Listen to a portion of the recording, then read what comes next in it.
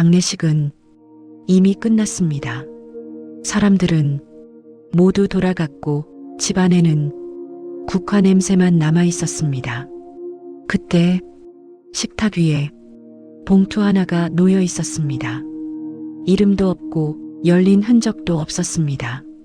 이상한 건 아무도 그 봉투를 집지 않았다는 점이었습니다. 급한 일이 아닌 것처럼 그대로 두었습니다. 그날 이후로도 봉투는 열리지 않았습니다. 집안은 아직 정리되지 않은 채로 멈춰 있었습니다. 현관문이 닫히고 발소리가 사라지자 집안은 비어 있었습니다. 거실 한쪽에는 국화 냄새가 남아 있었습니다. 식탁 위에 봉투 하나가 놓여 있었습니다. 흰 봉투였고 표면에는 아무것도 적혀 있지 않았습니다. 이름도 없었고 날짜도 없었습니다. 누가 언제 두었는지는 아무도 몰랐습니다.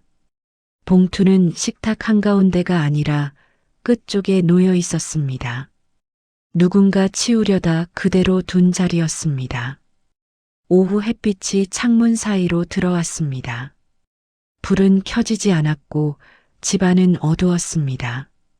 그런데 봉투만은 빛 안에 있었습니다. 사람들은 봉투를 보았습니다.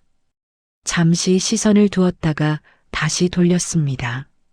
손을 뻗지는 않았습니다. 봉투는 열리지 않았습니다. 그날 식탁 위에는 봉투 하나만 남아 있었습니다. 다음 날 아침 자식들은 다시 집에 모였어요. 정리할 것들이 아직 남아 있었기 때문이었죠. 옷장을 열고 서랍을 비우며 짐을 상자에 담았고요. 부엌과 방을 오가며 집안을 정리했습니다. 그때마다 식탁 위 봉투가 보였어요. 하지만 아무도 집지 않았습니다. 한 사람이 식탁 앞에 잠시 멈춰 섰어요. 봉투를 내려다봤지만 손을 뻗지는 않았고요. 잠깐 망설이다가 그대로 발길을 돌렸습니다. 점심 무렵에는 사람들이 식탁에 둘러앉아 밥을 먹었어요. 봉투는 식탁 끝에 그대로 놓여 있었죠. 누군가는 힐끗 보았고 아무 말도 하지 않았습니다. 식사가 끝난 뒤에도 봉투는 움직이지 않았고요. 오후가 되자 짐을 든 사람들이 하나둘 집을 나섰습니다. 현관문이 닫히자 집안은 다시 조용해졌어요. 식탁 위에는 봉투 하나만 남아 있었습니다. 여전히 아무도 집지 않았죠. 사흘째 되는 날이었어요. 한 사람이 봉투를 보며 조심스럽게 말을 꺼냈습니다. 보험금일 수도 있지 않겠느냐는 이야기였죠. 곧바로 고개를 젓는 사람이 있었어요. 이미 정리는 끝났다는 뜻이었습니다. 유언장일 거라는 말도 나왔고요. 하지만 그 말은 오래 머물지 않았습니다. 확인할 것은 이미 다 확인했다는 쪽으로 이야기는 흘러갔습니다. 통장은 정리했고 서류도 챙겼습니다. 아버지는 중요한 일은 미리 말해두던 사람이었죠. 그래서 중요한 것이 저렇게 남아있을 리는 없다고 자연스럽게 여겨졌습니다. 그 생각은 더 이어지지 않았어요. 말은 사라졌고 각자 같은 쪽으로 고개를 끄덕였습니다. 봉투는 급한 것이 아니게 되었고 지금 열 이유도 없어졌습니다. 버리지는 않았지만 집지도 않았고요. 그대로 두는 쪽이 가장 무난해 보였습니다. 봉투는 식탁 위에 그대로 놓여 있었습니다. 먼지가 조금 더 쌓였고 해가 지자 집안은 어두워졌어요.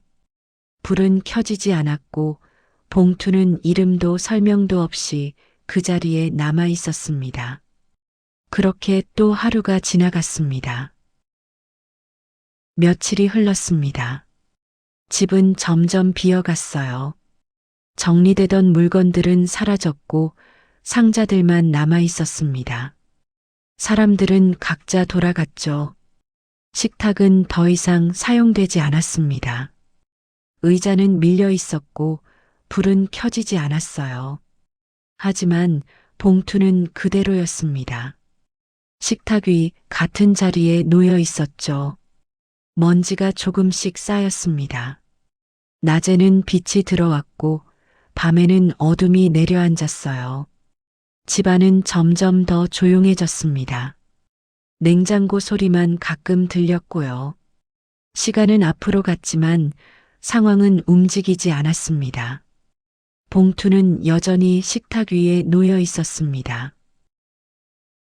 그날은 혼자였습니다. 집안에는 사람이 없었어요. 문을 닫고 들어와 잠시 서 있었습니다. 불은 켜지지 않았습니다. 식탁이 눈에 들어왔고 그 위에 봉투가 놓여 있었습니다. 봉투는 여전히 같은 자리에 놓여 있었습니다. 그 사람은 천천히 식탁 쪽으로 걸어갔습니다. 식탁 앞에 섰습니다. 봉투를 내려다보았습니다. 먼지가 쌓여 있었습니다. 손을 뻗었습니다. 봉투를 집어들었습니다. 생각보다 가벼웠어요. 봉투는 열리지 않은 채 손에 들려 있었습니다.